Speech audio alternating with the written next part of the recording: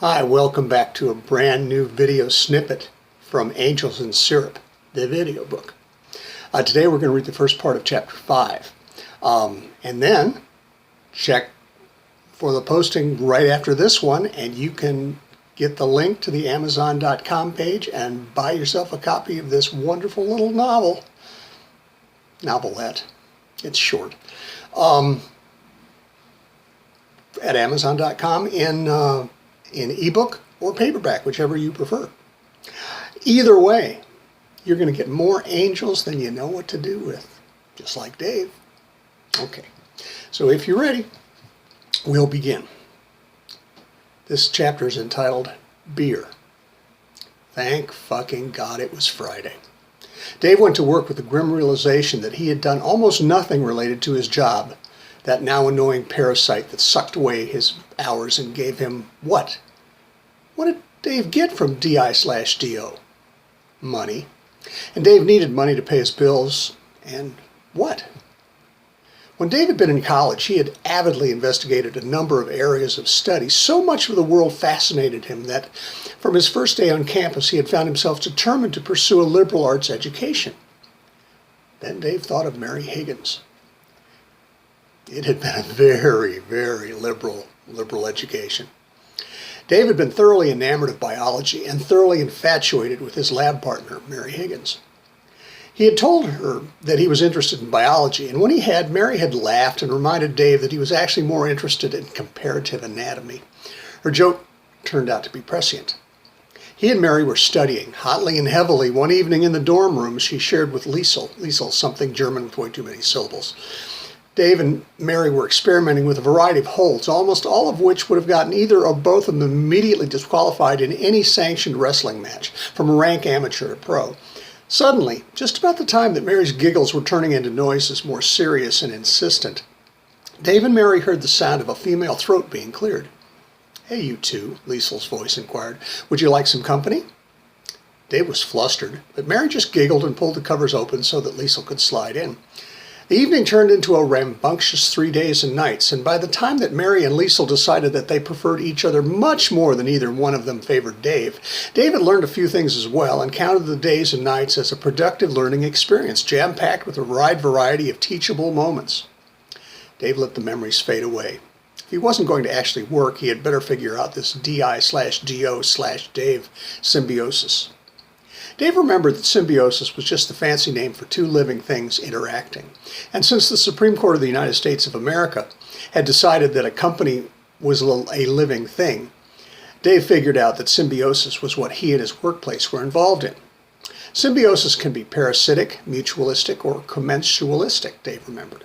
Parasitic symbiosis describes a relationship where one member is harmed while the other benefits. DI/DO definitely benefited from the metaphoric sweat of Dave's brow, but Dave couldn't really say that his job harmed him. It wasn't like Dave was a high steel worker. That analogy was a bridge too far. In mutualistic symbiosis, Dave remembered, both members of the relationship benefit. Dave remembered, even after all of these years, the example his professor had used to describe this. In Africa, or somewhere else very far away, there is a stinging ant that lives by the thousands in a tree. The tree provides food and shelter for the ant, and the ant viciously attacks anything, plant or animal, that touches the tree. Dave had once been severely bitten by fire ants, so this image was seared into his impressionable brain. The tree in this relationship is the host, and the ants are the symbionts, the term for a lesser organism that is completely dependent upon the host. Dave didn't want to think of himself in that way, so he didn't. Commensalism is the term biologists use to describe a relationship between two organisms where one benefits and the other is not really helped, not really harmed. That about described Dave's work, he thought. Symbiosis is either obligatory, where both symbionts rely on each other for survival. Nah, thought Dave. Or facultative, where they can live without each other. Yup, he decided. And Dave remembered the other part of what he had once learned about symbiosis. Just about everything alive today evolved and became what it would be because once upon a time, various bacteria were involved in one kind of symbiosis or another. Dave thought about that for a while and decided to get his work done so that he could enjoy his weekend. And then his phone rang. Dave fished it out of his pocket and saw on the screen Hrist's pretty Valkyrie face smiling at him. It wasn't a phone call, Dave realized. It was some kind of angel thing. "Hi, Hrist," Dave said. "Hey, Dave," the glowing Easter angel said. "I was just wondering, since tonight will be Friday night, the weekend, you know, would you like to meet me, Harvey, Seraphiel, Sandalphon, and some of our friends at Balaam's Donkey for some drinking and dancing?" "Balaam's Donkey?" Dave said. "Never heard of it." "It's our favorite bar, Dave," the celestial being said. "It's pretty chill. We just hang out, dance a little, drink a bunch. I think you'd like it." "Like I said," Dave said, "I don't know where it is." "No worries. I put it into your Google Maps," she said. "You'll find it." "What time?" Dave asked. Hrist just laughed like a cascade of little silver bells. "See you tonight, Dave. There's no dress code. Just come comfortable." And the call ended. Dave touched the maps icon on his phone and typed in Balaam's Donkey, and in a split second there it was, softly glowing at another edge of the little Midwestern town. Dave turned his phone to airplane mode and put it in his pocket. He would have to get right to work this morning, or the pitiful few minutes left of this morning, if he was going to get to play tonight.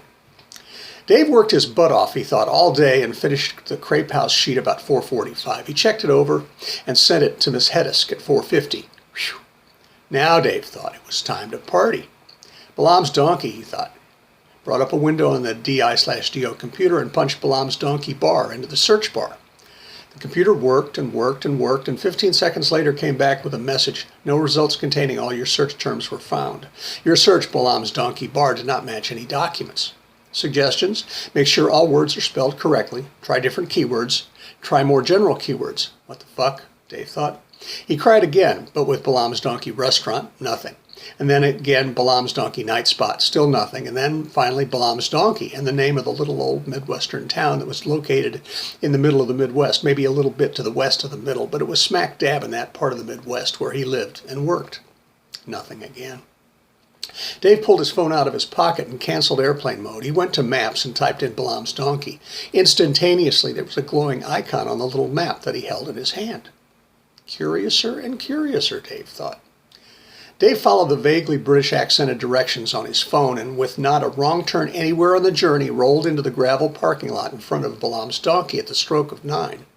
A faded arrow on a beat-up wooden sign pointed to the back of the building. Dave drove that way and parked his car next to the building. There was not another car in the lot. Balaam's Donkey was a little one-story cinder block building with a rusting steel roof that had seemingly simply been thrown onto the top of cement blocks. It hid at the edge of the town on the very most wrong side of the tracks. Even the bad part of town didn't seem to want this beat-up old building anywhere near it. Dave had seen worse, but not much worse. Dave walked around to the front of the building and noticed there was not window one. Weeds poked up here and there, looking sickly. But strangely, there was no litter, no empty bottles, no hamburger wrappers, no cast-off newspapers, no styrofoam containers anywhere near the building. Across the street was another matter, but Balaam's Donkey apparently didn't allow no rejectamenta around here. The front door was heavy steel, but it hung open, not quite true on its rusty hinges. Voices spilled into the night, and a rhythmic thumping shook the ground. Dave walked inside, to find himself dwarfed inside a huge room, its arched ceilings of dressed stone and polished wood rising almost out of sight 100 feet above him. In the great open space below the rafters, clouds appeared, developed and dissipated, lights of all colors, and some without colors that Dave could name, floated and shone and twinkled and darted and flashed and flew. A long marble bar stretched back for about 50 feet, beginning just to the right of the door. The shelves behind the bar glistened with shining bottles of all shapes and sizes and colors, filled with liquids exotic and mundane. The entire place was gently thumping to old-school R&B. Marvin Gaye, Curtis Mayfield, Van Hunt. There were beings everywhere, some standing around in little clusters, a few flying around the room, others restfully reclining in comfortable-looking lounge chairs or sitting in conversational groupings, heads together, minds meeting. "Want to dance, Dave?" a voice asked from behind him. Dave wasn't much of a dancer, and he knew it. He hesitated and then turned around to see who had asked. "Dave," Hrist said, standing there looking positively angelic in her helmet, long blonde braids and long vest of blood-red chain mail, and seeming to have read Dave's mind. "Everybody dances his own dance. Besides, how those human philosophers put it, oh yeah, I'd be happy just to dance with you." She was standing there with 3 other angels, all of whom were obviously Valkyries, each as stunningly beautiful and terrifying as the other. Hrist laughed softly, reading Dave's mind again. There must be something angels do, he thought absently, and took the initiative. "Dave, you haven't met my girls," she said. "Mist, Girl, and Kara." Mist was true to her name, with a score of braids, each of which wove her fine platinum hair in delicate strands. Her helmet and armor were an almost indistinguishably pale sky blue, the kind of sky you might see on a winter's morning. "Girl, my name means tumult, a thing of violent turmoil," she told Dave without saying a word. Was muscled and scarred and tattooed, but as Dave tried not to stare, her ink and marks swirled together and apart on her skin, creating interwoven designs that reminded Dave of watching clouds dancing in the sky. Her dark, dark hair was lush and wavy, and it too seemed to writhe and move of its own volition. Dave was struck by how remarkably sexy she was. Girl laughed and said, "You don't know the half of it, Dave." "I've got to watch what I'm thinking with these angels," Dave reminded himself a little too late. As long as that thought entered his mind, all four Valkyries and a few other beings standing nearby or flying overhead burst into laughter too. Hrist introduced the last of the Valkyries. "This is Kara, Dave. You might have heard of her. 1,000 years ago, Eyvindur Finnson really had a thing for her and sang all about it in the Eddas. Quote, but one girl rode ahead, white-skinned under her helmet. The horses were trembling." Poets, go figure. Girl said, "From what I remember, Kara, the horses weren't the only ones who were trembling," and all the Valkyries burst into riotous laughter. Dave was having a great time, despite feeling a little out of place, aside from being, as far as he could tell, the only human in the joint. "So, Hrist," Dave began, "why is this place called Balaam's donkey, anyway?" "Not a Bible reader, eh, Dave?" she teased. Dave shook his head. "Well, Dave," she explained, "it happened like this. I think it's in the book of Numbers.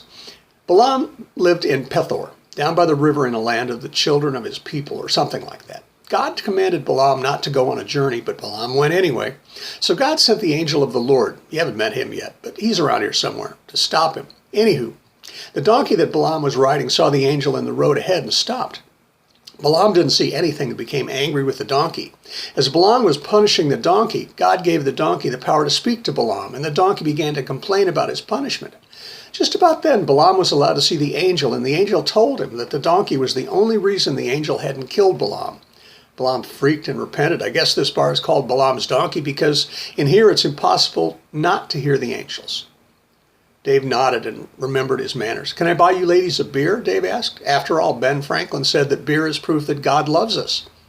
"Actually, Dave," Mist said, "what Ben wrote in a letter was, 'Behold the rain which descends from heaven upon our vineyards, and which incorporates itself with the grapes to be charged into wine, a constant proof that God loves us and loves to see us happy.' I don't much care for beer, but I'd love a horn of mead." Dave looked around to the other Valkyries. "Mead for everyone?" Hrist said, "I'll help you carry the horns, Dave." So Dave and the Valkyrie walked over to the bar, and Dave ordered 5 horns of mead. One in Rome and all that.